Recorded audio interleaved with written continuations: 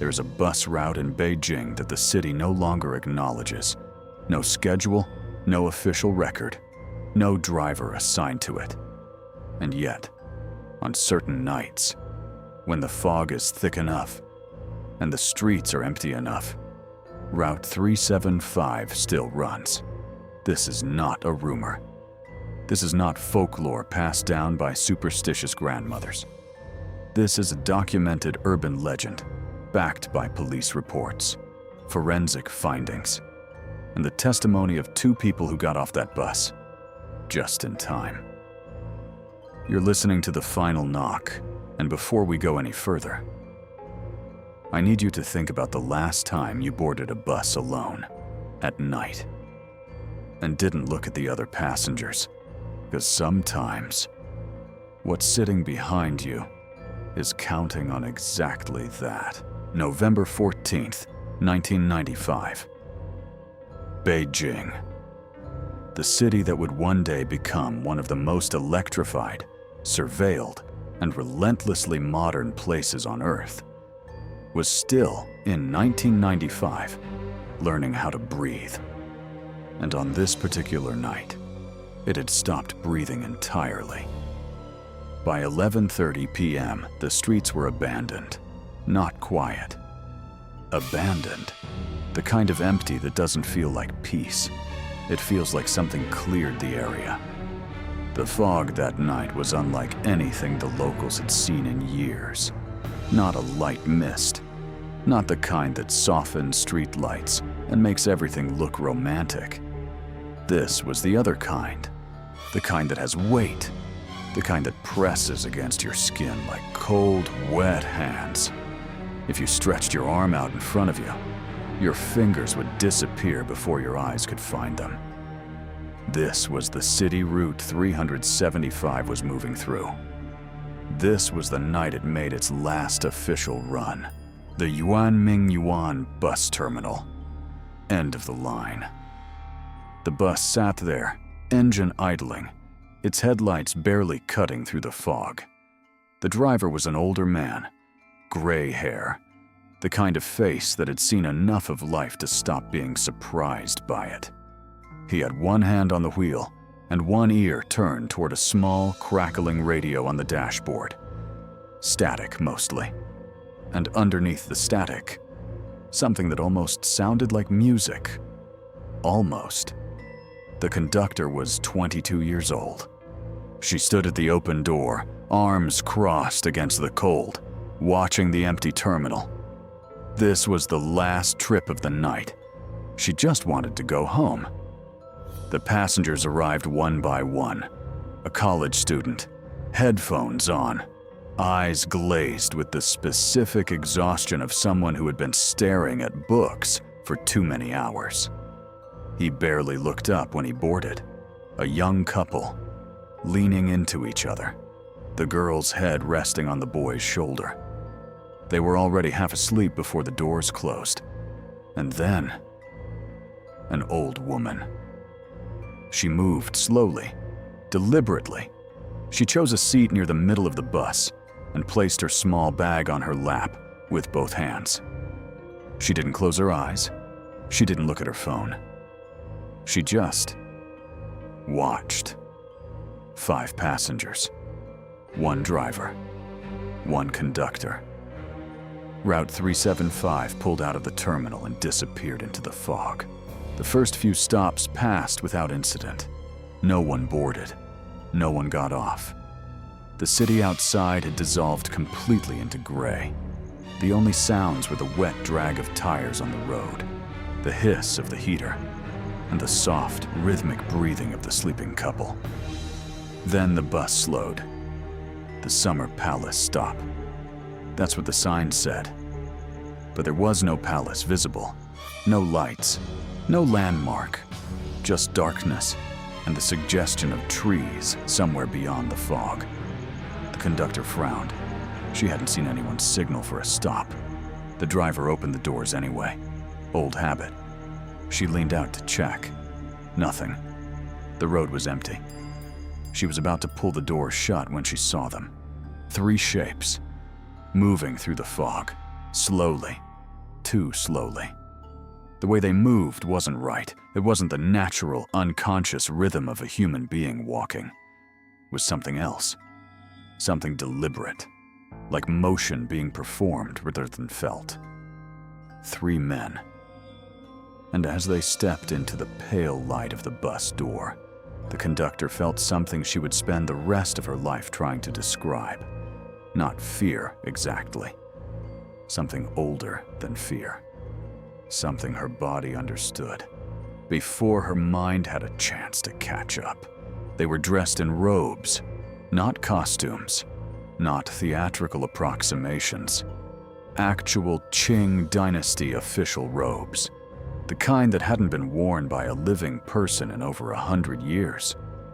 The fabric was the color of old jade and dried blood. 2 of the men were supporting the third between them, his arms draped over their shoulders, his head hanging to one side, his eyes open, completely open, but empty in a way that eyes aren't supposed to be empty, like someone had left the lights on in a house after everyone inside had already gone. Their skin was the color of old paper left too long in the dark, yellowed, translucent. The kind of color that makes you understand, without being told, that whatever warmth once lived in that skin had been gone for a very long time. The moment they stepped onto the bus, the temperature dropped, not gradually, instantly, like a door opening into something vast and frozen. Frost began forming on the inside of the windows, and then the smell reached the passengers. Damp earth, rotting wood, the particular, unmistakable smell of something that had been buried and shouldn't have been disturbed. The 3 men moved to the back of the bus without a word, without a ticket, without looking at anyone. They sat down, and the bus kept moving. The college student pulled out one earbud. He hadn't heard anything, but he felt something, a whisper, right next to his ear, so close he could almost feel breath that wasn't there. Don't break the silence, just wait. He looked around. No one was near him. No one was speaking. But the voice had been real. He was certain of it. The old woman had seen them board. She had watched every second of it, and she had not moved a muscle, because she knew something the other passengers didn't. She reached into her bag slowly, carefully, the way you move when you don't want to attract attention from something that is paying very close attention to everything. She pulled out a small mirror, compact, the kind women carry for makeup. She held it low, angled it toward the back of the bus, and she looked. The driver's reflection, the conductor's reflection, the sleeping couple, blurred and soft in the dim light. The college student, rigid and pale in his seat. But the 3 men at the back were not in the mirror. Their seats appeared empty, completely empty. She moved the mirror slightly, adjusted the angle. Nothing. The space where they were sitting did not exist in the reflection. She lowered the mirror into her lap and made herself breathe. Then, very slowly, she looked back over her shoulder. They were there, sitting exactly where they had sat down. Still. Silent. The one in the middle still slumped between the other 2, still staring at nothing with those open, empty eyes. And then she looked down, at their feet. Or rather, at where their feet should have been. They were floating, 3 to 4 inches above the floor of the bus. No contact, no weight, just hovering, as if the concept of gravity had simply decided not to apply to them. She put the mirror back in her bag, and she started to think very, very carefully. She understood one thing with complete clarity. If anyone on this bus screamed, if anyone ran, If anyone did anything that broke the fragile, terrible stillness that had settled over Route 375, none of them would make it to the next stop. So she did something that took more courage than any act of violence ever could. She caused a scene. She stood up suddenly, pointed directly at the college student, and screamed. "That man stole my purse." The bus erupted. The student jumped to his feet in pure shock. The couple woke up, disoriented and confused. The driver hit the brakes. The old woman grabbed the student's arm and demanded, loudly, furiously, that the driver stop the bus immediately and let her off so she could take this thief to the police. The driver, overwhelmed, pulled to the side of the road. The doors opened. The old woman dragged the bewildered student off the bus. The doors closed behind them, and Route 375 disappeared into the fog. They stood on the dark road in complete silence. The student turned to her, his voice shaking. He said, "What was that?" She waited until the sound of the engine had faded completely, until there was nothing around them but the fog and the cold and the distant, indifferent city. Then she looked at him, and she said, "Did you see their feet?" He hadn't. She told him, and he understood, standing there in the dark, that the most frightening moment of his life was not the one he had just experienced. It was the one he had almost not survived. The next morning, Route 375 did not show up at the terminal. The driver did not report for duty. The conductor did not answer her phone. By midday, the bus company filed a missing vehicle report. By evening, it was a police matter. For 48 hours, every available unit combed the city.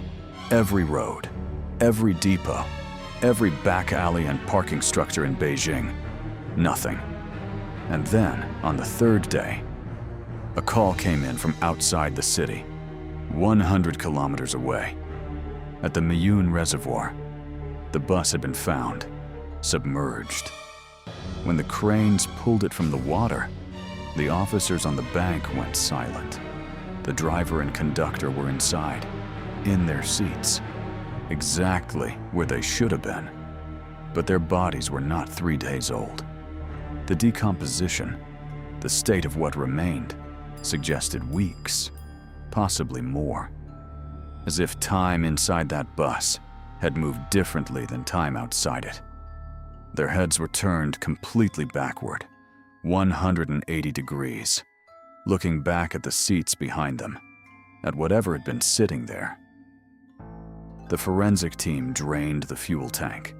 They expected to find it empty.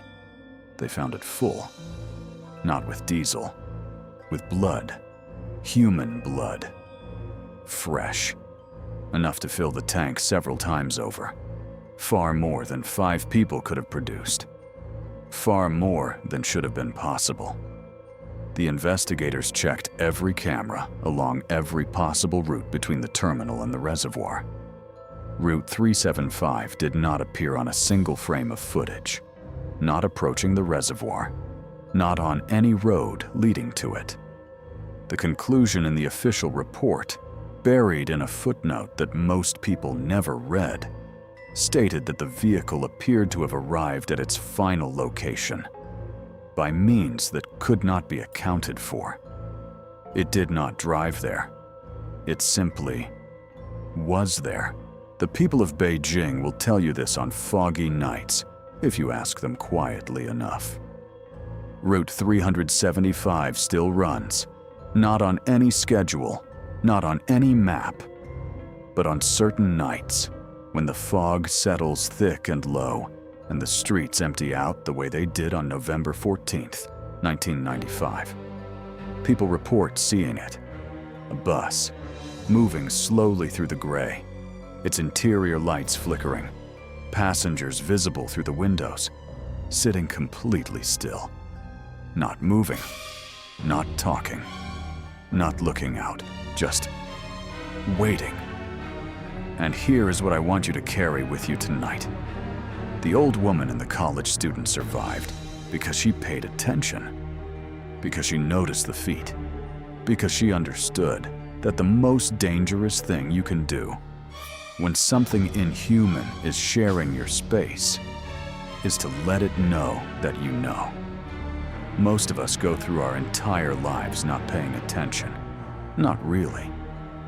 We board the bus. We put our headphones in. We stare at our phones. We close our eyes. And we trust, without thinking about it, that everything around us is exactly what it appears to be. But what if, on one particular night, it isn't?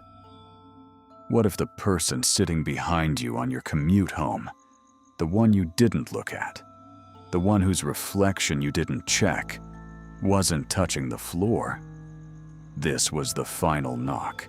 If this story stayed with you, if you find yourself checking the floor of the next bus you board, then you understand why we do this. Some things don't want to be seen, but some things are already watching you. Subscribe to The Final Knock, because next time, we go somewhere the maps don't show, and something there has already heard your name.